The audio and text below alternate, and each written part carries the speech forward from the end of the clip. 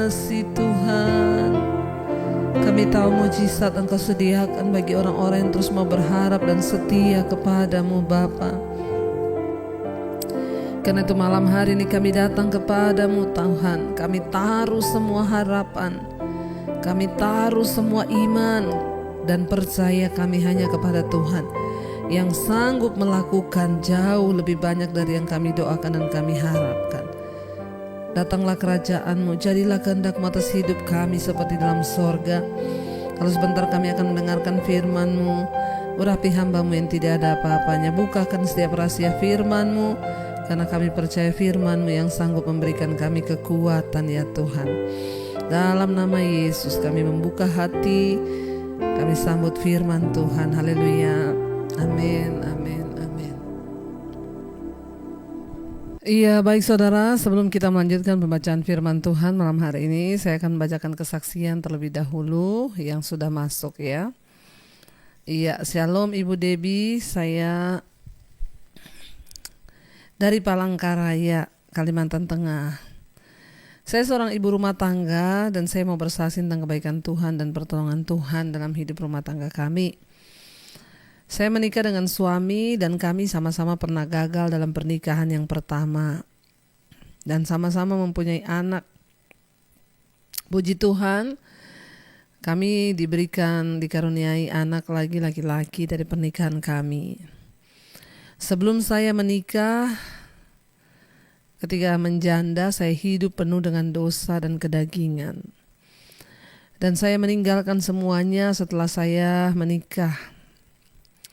Di awal pernikahan, rumah tangga kami mulai digoncang, terutama dalam hal keuangan dan pekerjaan. Suami saya adalah sebelumnya dulu PNS dan sekarang sudah mengundurkan diri atau pensiun dini. Karena semasa aktif, suami terkena kasus dalam hal pekerjaan proyek yang dipegangnya. Tuhan menolong kami, Bu, semua dapat diselesaikan dengan membayar denda. Selain itu, ketika pandemi mulai datang ya, di sini ya, ketika pandemi mulai datang menggoncang, melanda dan semua proyek-proyek dibatalkan. Kami benar-benar tidak ada penghasilan, bahkan gaji pun sudah dipotong di bank. Saat itu kami pun meminjam bank untuk membayar kerugian 250 juta. Tahun 2020 suami saya resmi pensiun dini dan mulai pekerjaan yang baru. Dengan modal uang seadanya. Tapi lagi-lagi Tuhan belum memberkati keuangan kami. Semua pekerjaan di usaha tidak ada yang menghasilkan. Malah sebaliknya sedikit demi sedikit ya aset mulai terjual. Dan hanya untuk bertahan ya. Untungnya kami masih punya kebun sawit yang sudah berbuah dan lumayan untuk bertahan hidup. Saya bilang kepada suami, fokus saja untuk mengurus kebun sawit. Tidak usah memikirkan yang lain-lain. Karena kebun sawit pun kalau diurus juga pasti akan menghasilkan. Dan hasilnya cukup memuaskan. Karena selama aktif di PNS, sawit tidak pernah diurus, jadi sempat terbengkalai. Saya sempat stres, Bu, dengan keadaan hidup yang tanpa uang. Saya sempat berpikir menyesal. Terus saya ingin bercerai saat itu. Namun saya bersyukur di tengah kegalauan hidup saya menemukan channel Ibu Debbie. Saya mendengarkan semua khotbah-khotbah Ibu dan semua firman Tuhan yang Ibu sampaikan itu membangun iman saya dan mengubahkan kehidupan saya. Benar sekali apa yang Ibu katakan bahwa mengikuti Tuhan itu tidak enak ya. Jalan Tuhan itu tidak enak. Proses penuh dengan air mata. Jika saya mengingat kembali ya Saya sebenarnya sudah hidup enak dengan semua yang ada. Cukuplah semuanya. Makanya saya mau menikah meski usia kami terpaut jauh ya. Tapi kehendak Tuhan dengan kehendak manusia kan berbeda ya Bu. Seperti yang Ibu sering sampaikan lewat khotbah. Tuhan tidak izinkan saya hanya hidup enak tanpa berjuang. Sehingga Tuhan izinkan semua ini terjadi Bu. Dan kami benar-benar memulai dari nol. Karena semuanya habis. Tapi saya bersyukur masih ada yang bisa kami jual. Saya mulai mengikuti mesbah doa dan juga mesbah syukur. Ya, akhirnya mulai mencari Tuhan saudara. Mengikuti mesbah doa dan juga mesbah syukur ya di saat semuanya berat ya akhirnya mencari Tuhan. Tapi memang seringkali ya itulah Tuhan ya, Tuhan mengizinkan semuanya terjadi saudara. Sejak bulan April 2020 sampai sekarang saya ikuti mesbah doa, mesbah syukur. Meskipun kadang memang jamnya tidak tepat. Dan semua khotbah-khotbah di channel Ibu saya putar berulang-ulang. Karena khotbah Ibu itu membuat iman saya bangkit. Dan juga semua yang Ibu sampaikan itu membuat saya mengerti kehendak dan rencana Tuhan dalam hidup saya dan keluarga. Amin, amin, amin. Itu yang terpenting ya Bu. Walaupun keadaan kami belum sepenuhnya dipulihkan keuangan, namun saya tetap percaya dan saya tetap taat kepada Tuhan. Dan saya yakin satu saat nanti janji Tuhan pasti akan digenapi. Terima kasih Ibu ya buat Ibu yang sudah terus melayani. Dan pelayanan Ibu sungguh memberkati keluarga kami. Semoga Ibu dan keluarga selalu diberikan kesehatan. Dan seluruh tim ya DB TV menjadi saluran berkat bagi banyak orang. Maaf kalau kesaksian ini panjang. Amin ya. Luar biasa saudara ya. Apa mujizat terbesar dalam kehidupan kita bukan waktu kita punya hutang lunas. Bukan waktu kita gak ada uang terus kita punya uang. Mujizat terbesar yang kita alami adalah sekalipun mungkin masalah kita belum selesai, tetapi mendapat kekuatan dan mengerti rencana Tuhan dalam hidup kita itu adalah mujizat yang luar biasa. Dari kesaksian malam ini kita bisa saya menangkap satu hal di mana Ibu berkata, ya saat itu sudah diambang perceraian. Ya sudah mau mengakhiri segalanya karena keadaan keuangan yang morat-marit. Tetapi ya saat yang tepat Ibu menemukan khotbah-khotbah saya dan akhirnya dia mulai menyadari bahwa hidup ini bukan sekedar senang-senang, bukan sekedar uang yang berlimpah, tetapi diproses oleh Tuhan dan menjadi dewasa. Itulah arti dari kekristenan yang sesungguhnya. Bagi Tuhan memberi uang, memberi kekayaan itu terlalu mudah saudara. Tapi kalau kita tidak pernah diproses, tidak pernah dibentuk, maka kita tidak akan pernah mengalami dan menjadi dewasa di dalam iman. Ya amin Bu, ya saya percaya ketika Ibu mulai menemukan Tuhan maka perlahan tapi pasti Ibu akan dipulihkan, bahkan Tuhan sanggup memakai Ibu menjadi berkat bagi banyak orang.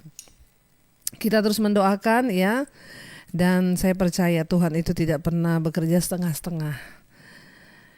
Baik saudara, kita akan melanjutkan pembacaan firman Tuhan malam hari ini. Kemarin kita sudah sampai ya akhirnya Ishak tertipu ya, dan dia ya harus memberkati Yakub bukan Esau.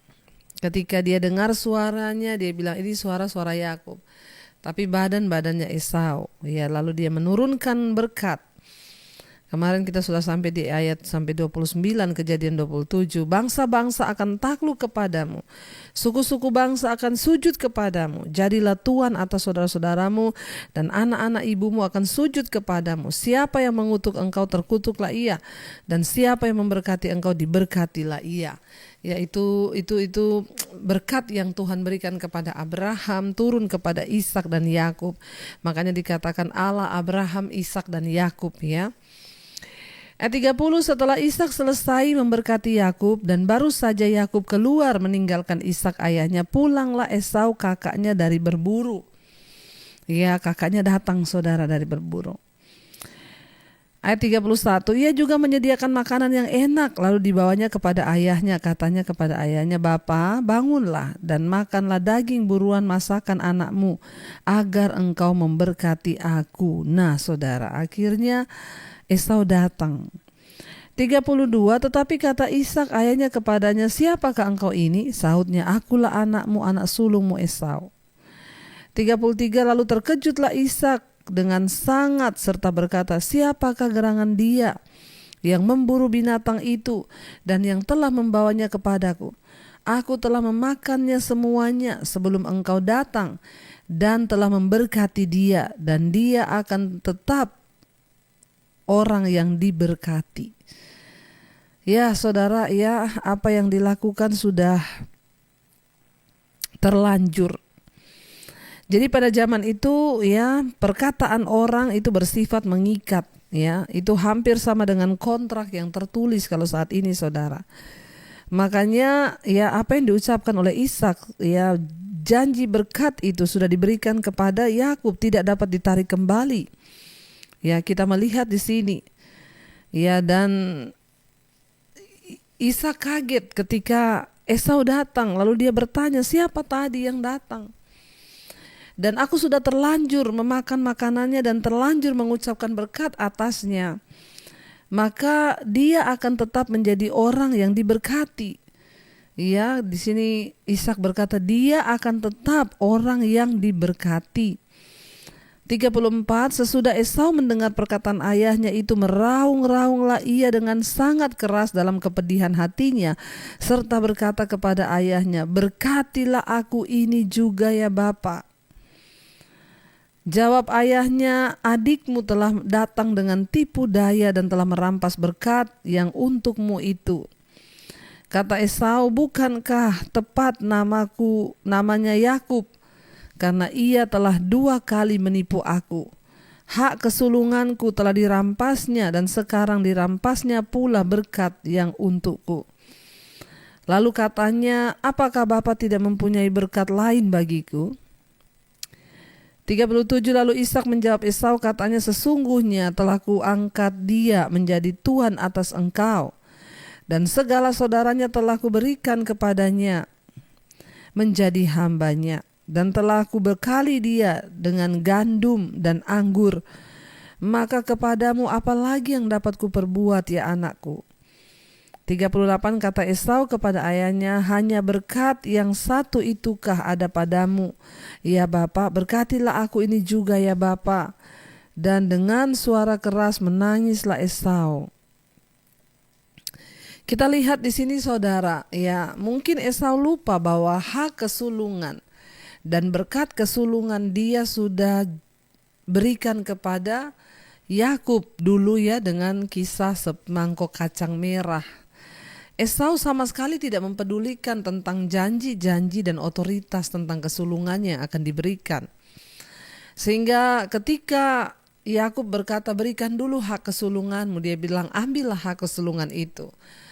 Dia berpikir itu hanya ucapan biasa, tetapi saat dia melepaskan hak kesulungannya dan menukarnya dengan semangkuk kacang merah, maka saat itu juga ya sudah hilang segala-galanya. Dan hari ini dia melihat itu terjadi. Ya, tanpa dia sadari, hati-hati saudara dengan apa yang kita ucapkan. Kita belajar. Ya, Esau sudah memberikan hak kesulungannya kepada Yakub, dan hari ini ya berkat kesulungan pun diucapkan oleh Ishak kepada Yakub, harusnya kepada Esau tetapi jatuh kepada Yakub. Sampai dia meraung-raung meminta agar ayahnya juga memberkati dia, tapi Ishak berkata, berkat apa lagi? Semua berkat sudah aku berikan kepada Yakub dan dia akan tetap menjadi orang yang diberkati. Ya, ayat 38, kata Esau kepada ayahnya, hanya berkat yang satu itukah ada padamu ya Bapa? Berkatilah aku ini juga ya Bapa.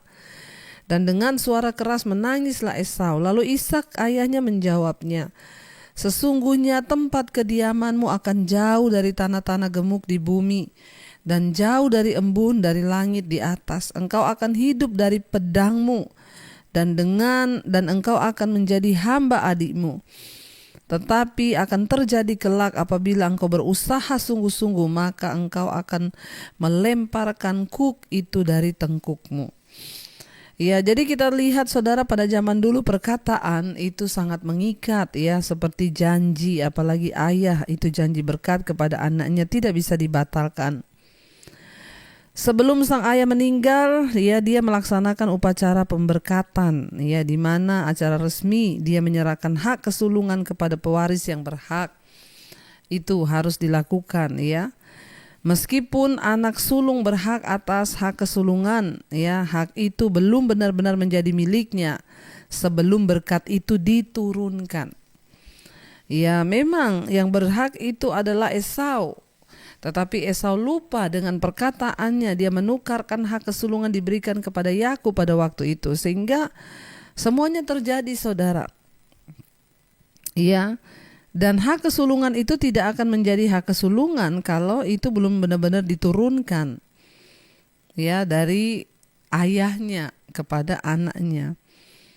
Sebelum berkat itu diberikan, sang ayah dapat mengambil hak kesulungan itu dari anak tertua dan memberikannya kepada anak yang lebih layak menerimanya. Namun setelah berkat itu diberikan, hak kesulungan itu tidak lagi dapat diambil.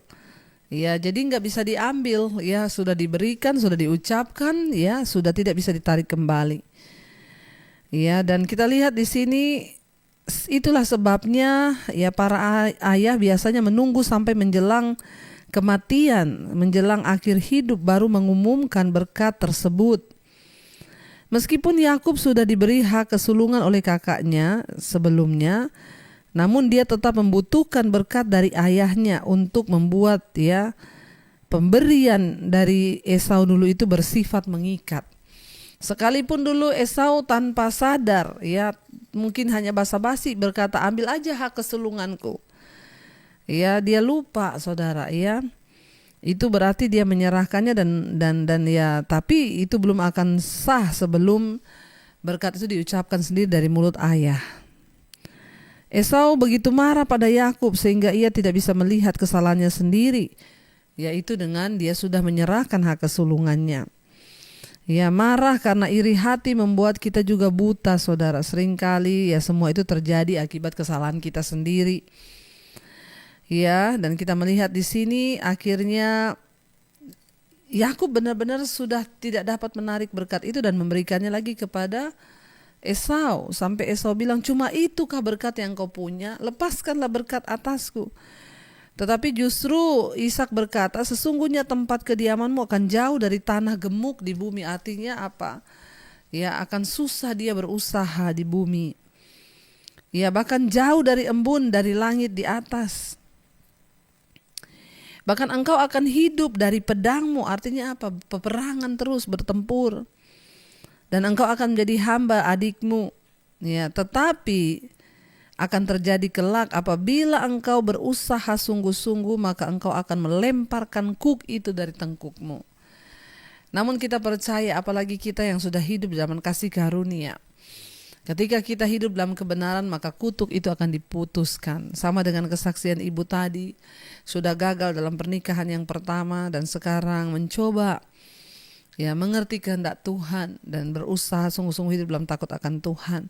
Jika ibu sungguh-sungguh hidup dalam takut akan Tuhan bersama dengan suami, maka kutuk itu akan diputuskan dan ibu dapat meraih berkat dan janji Tuhan asal hidup dalam kebenaran. Ayat 41, Yakub lari ke Mesopotamia. Esau menaruh dendam kepada Yakub karena berkat yang telah diberikan ayahnya kepadanya. Lalu ia berkata kepada dirinya sendiri, hari-hari berkabung karena kematian ayahku itu tidak akan lama lagi. Pada waktu itulah Yakub adikku akan kubunuh. Ayat 42, ya, ketika diberitahukan perkataan Esau, anak sulungnya itu kepada Ribka, maka disuruhnyalah memanggil Yakub anak bungsunya. Lalu berkata kepadanya, Esau kakakmu bermaksud membalas dendam, membunuh engkau. Ayat 43, jadi sekarang anakku, dengarkanlah perkataanku, bersiaplah engkau dan larilah kepada Laban, saudaraku di Haran, ke Haran. Dan tinggallah padanya beberapa waktu lamanya, sampai kegeraman dan kemarahan kakakmu itu surut daripadamu, dan ia lupa apa yang telah engkau perbuat kepadanya. Kemudian aku akan menyuruh orang menjemput engkau dari situ.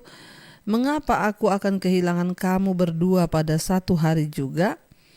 Kemudian Ribka berkata kepada Ishak, "Aku telah jemu hidup karena perempuan-perempuan Het itu. Jikalau Yakub juga mengambil seorang istri dari antara perempuan negeri ini, semacam perempuan Het itu, apakah gunanya aku hidup lagi?" Saudara, yang akhirnya karena kemarahan Esau, saudara, kepada Yakub, dia berniat untuk membunuh Yakub. Dia bilang, "Nanti kalau pas saat kematian ayah, tunggu ayah mati, aku akan membunuh dia." Dia tidak lagi bisa melihat kesalahan dirinya sendiri, tapi dia marah. Lalu ketika Esau kehilangan berkat, keluarlah keluarganya yang sangat berharga tiba-tiba berubah. Tadi bagi dia keluarga itu sangat berharga, tetapi kemudian semuanya berubah menjadi kebencian.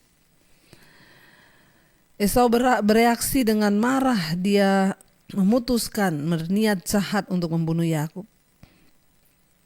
Saudara perhatikan, bila kita kehilangan sesuatu yang sangat berharga, atau bila orang lain berkomplot melawan kita dan berhasil, marah itu adalah reaksi yang pertama terjadi, dan itu memang alamiah. Namun kita dapat mengendalikan marah itu. Jangan sampai karena marah kita mengambil tindakan yang bodoh.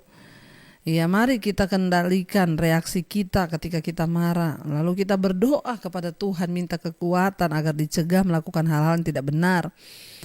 Mintalah pertolongan kepada Tuhan, agar kita mendapat kesempatan-kesempatan yang baru. Ketimbang kita marah lalu ingin melakukan kesalahan dengan mencederai orang lain. Kita melihat di sini akhirnya Ribka menyuruh Yakub pergi ke Haran kepada saudaranya, yaitu Laban, Dan inilah harga yang mahal, saudara. Tadi kita sudah membaca. Ketika Yakub berkompromi dengan ibunya Ribka mendapatkan berkat dengan menipu ayahnya, maka dia harus menanggung konsekuensinya. Yang pertama, dia tidak bisa bertemu dengan ibunya lagi, dengan ayahnya. Dia harus pergi karena Ribka menyuruh dia pergi, karena Ribka bilang, "Aku tidak mau kehilangan dua anakku kalau kamu bunuh-bunuhan." Dan yang kedua, akhirnya dia mendapat ancaman oleh kakaknya sendiri akan dibunuh, saudara. Lalu kita melihat nanti yang ketiga, tabur tuai. Dia sudah menipu Esau, dan kemudian nanti dia juga akan ditipu oleh Laban, calon mertuanya sendiri, Lalu keluarganya juga hancur, akhirnya tercabik-cabik oleh percekcokan gara-gara penipuan itu. Ingat, saudara, dosa itu selalu ada konsekuensinya. Dan Esau menjadi pendiri dari suatu bangsa yang akhirnya saling bermusuhan dengan Yakub. Bahkan Yakub akhirnya harus diasingkan dari keluarganya selama bertahun-tahun. Dan ironisnya Yakub bagaimanapun juga pasti menerima hak kesulungan dan berkat itu. Jadi saudara bayangkan betapa akan berbeda hidupnya seandainya dia dan ibunya mentaati Tuhan, bekerja menurut cara Tuhan, sampai benar-benar hak kesulungan itu mereka dapatkan dengan cara Tuhan. Dari sini kita belajar banyak hal, saudara. Akhirnya Ribka juga menanggung kesedihan, tidak lagi berjumpa dengan anak yang dia kasihi karena mau terjadi bunuh-bunuhan. Di dalam keluarga-keluarga pun seringkali terjadi hal seperti ini. Kakak adik berantem, berebut, mungkin gara-gara harta. Lalu mau terjadi bunuh-bunuhan, lalu akhirnya orang tua lah yang jadi korban. Tapi sebagai orang tua pun kita harus bijaksana. Jangan memihak salah satunya, apalagi berkompromi dengan dosa dan menghalalkan segala cara. Mari kita belajar dari firman Tuhan. Semua kisah ini ditulis agar kita belajar menjadi semakin dewasa. Mari kita berdoa, kita renungkan firman ini saudara. Terima kasih Bapa dari firman Tuhan yang kami baca malam ini, yang kami pelajari. Kami mengambil satu hikmah Tuhan, bahwa menghalalkan segala cara, berkompromi dengan dosa itu hanya akan membawa kepada konsekuensi yang lebih berat dalam hidup kami. Ajar kami untuk menerima segala janji dan berkat-berkat Tuhan itu dengan cara Tuhan, bukan dengan cara kami. Karena dosa tetaplah dosa, membawa kehancuran, bahkan pembunuhan. Kami belajar malam ini untuk hidup tulus di hadapan Tuhan, untuk hidup dengan jujur di hadapan Tuhan, sehingga kami memperoleh janji berkat Tuhan. Terima kasih Bapa, berkati setiap anak-anak-Mu dalam rumah tangga mereka. Suami-suami menjadi suami yang jujur, hidup kudus. Istri menjadi penolong anak-anak, hidup takut Tuhan. Biar rumah tangga kami selalu mendatangkan perkenanan Tuhan. Kami rindu kami dan seisi rumah kami diselamatkan sampai waktu Tuhan datang menjemput setiap kami. Nama kami ada di dalam kitab kehidupan. Berkati keluarga besar kami yang belum mengenal Engkau Tuhan jamah dan lawat. Kami juga berdoa bagi setiap keluarga kami, anggota keluarga kami, dan siapapun yang ada di luar sana yang sedang terbaring sakit. Tuhan jamah dan sembuhkan Bapa. Kalau sakit ini datang karena dosa, ampuni kami. Kalau karena kuasa kegelapan, kami tolak, patahkan, hancurkan dalam nama Yesus. Beri kami kekuatan untuk bersyukur dalam segala keadaan. Mari letakkan tangan-Mu di bagian yang sakit, perkatakan dalam nama Tuhan Yesus aku percaya kesembuhan terjadi. Terima kasih Bapa. Ampuni dosa pelanggaran kami, sucikan kuduskan hidup kami. Berdoa juga Tuhan untuk setiap mereka yang ada dalam pergumulan yang berat, tekanan-tekanan hidup yang berat, yang terlilit hutang piutang, masalah keuangan. Tuhan turut bekerja mendatangkan kebaikan ketika kami bertobat dan sungguh-sungguh kembali kepada jalan-jalan-Mu. Ampuni kami Bapa, tunjukkan jalan-Mu bagi setiap kami. Kami tahu Tuhan sanggup melakukan yang tidak mampu kami lakukan, itu adalah bagian-Mu. Tuhan berkati setiap mereka yang terikat dengan roh-roh dunia, kenajisan, percabulan, homoseksual, lesbian, perselingkuhan, yang terikat dengan amarah, kepahitan, dendam, kebencian, yang terikat dengan ketakutan, kekhawatiran, yang terikat dengan rokok, minuman keras, obat-obatan terlarang, judi, narkoba. Dalam nama Yesus kami patahkan. Yang terikat dengan obat tidur, obat penenang, kami tolak, patahkan, hancurkan dalam nama Tuhan Yesus. Bapa, Engkau yang sanggup memberkati setiap anak-anak-Mu Bapa. Engkau yang sanggup memberkati setiap mereka yang bergumul untuk keluar dari ikatan-ikatan dosa. Kami tahu dan percaya Tuhan sanggup ketika kami mau sungguh-sungguh berserah.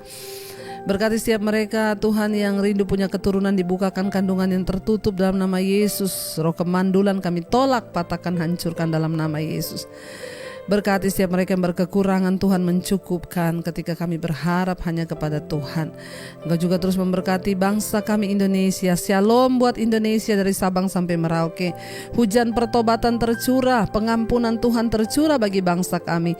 Bawa bangsa ini berbalik kepada jalan yang benar, meninggalkan segala dosa Tuhan dan menyenangkan hati Tuhan.